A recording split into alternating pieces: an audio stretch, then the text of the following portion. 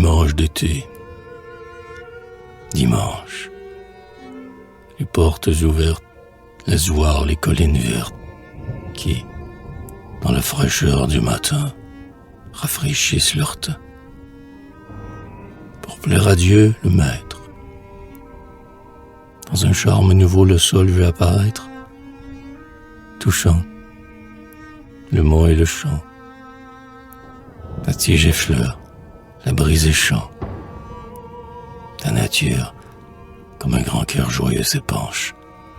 La nature, elle aussi, célèbre le dimanche.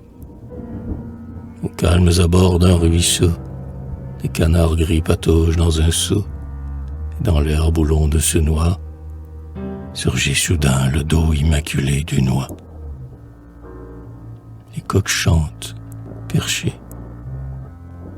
Les habitants ont dimanché, attendant les pieuses sonnailles, jasent du temps et des semailles. Et moi, dans ma fenêtre ouverte sous les cieux, par laquelle m'arrive un vent délicieux, je regarde passer, belle en sa robe grise, la voisine, menant sa fillette à l'église.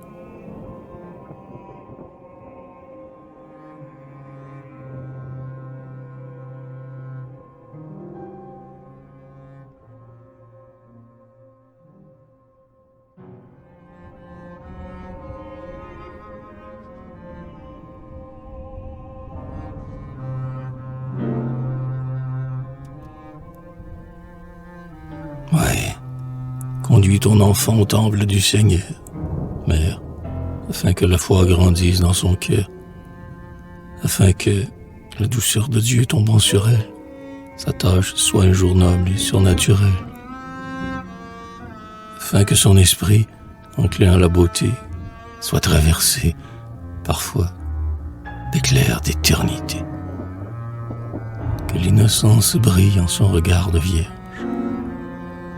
qu'elle reste naïve et qu'elle allume un cierge quand, soudain dans la nuit, le grand vent soufflera et quand, dans le lointain, la foudre grondera.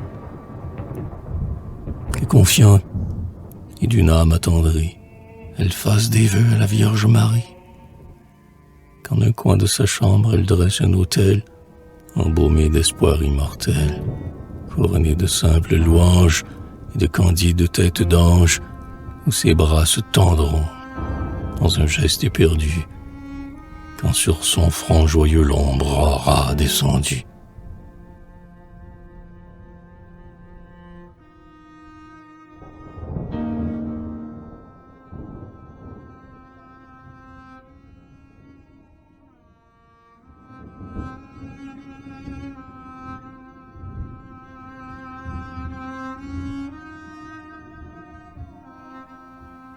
Car il nous faut savoir lever les yeux au ciel et croire qu'il est tout, qu'il est l'essentiel.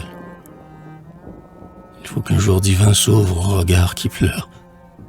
Il faut savoir chercher l'éternelle demeure.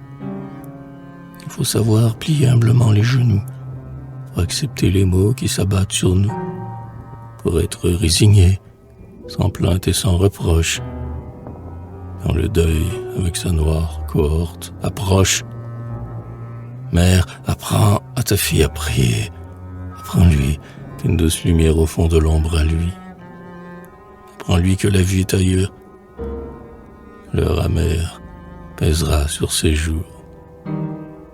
Quand, plus tard, jeune mère, épouse d'un colon courageux et fervent, défricheur d'un domaine inculte auparavant, elle continuera la tâche des ancêtres en élevant, nombreux, de nouveaux petits êtres, au mur de sa maison, alors on puisse voir les verts rameaux bénis et la croix de bois noir